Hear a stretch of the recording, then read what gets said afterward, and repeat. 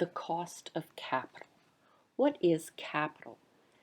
Capital are the funds that a firm uses to pay for its future projects. What exactly makes up capital? Well, capital is made up of debt, that's borrowed money, preferred stock for those corporations that issue preferred stock, and finally, common equity. And we know that all corporations use common equity. Common equity is made up of retained earnings and new common stock.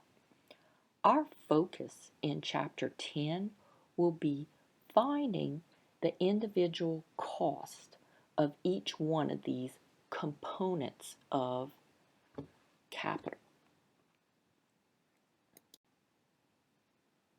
And then we're going to bring them all together into the firm's weighted average cost of capital. For when a corporation uses capital to pay for its future projects, it usually uses a combination of all of the components: debt, preferred stock, common equity. So the formula that you see on this slide is the weighted average cost of capital. And we're going to return to this formula at the end of Chapter 10. But for the time being, we'll examine this formula. The W's refer to the weights of each component in the firm's capital structure, whereas the R's refer to the cost of each component.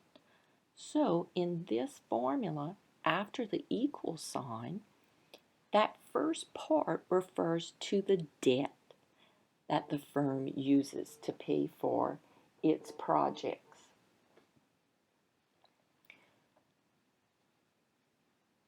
The middle part refers to preferred stock, the weight and the cost of the preferred stock. And on the tail end, we have the weight and the cost of common equity. Should we consider the before tax or after tax cost of each of these components? Well, it only affects debt. Why? Because the interest portion on borrowed funds is fully tax deductible. So in effect, it reduces the cost to the firm. So we're going to make an adjustment to the cost of debt to show that tax deduction.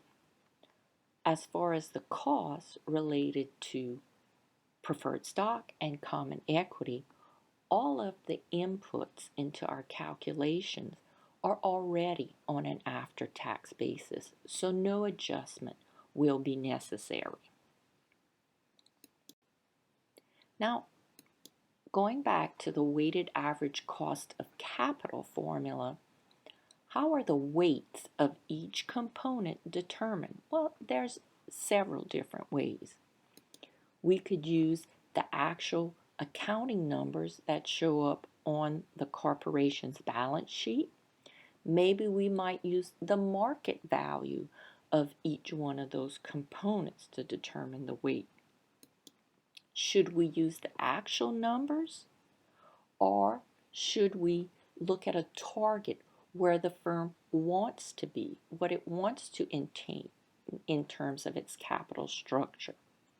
That won't be an issue for us because in Chapter 10, you'll be given the weights. Your only responsibility will be to find the individual component parts and then find the weighted average cost of capital for the firm once you're given the individual weights of each component. However, do note that this is a weighted average. So when you add together all of the weights for each component, you always have to equal 100%.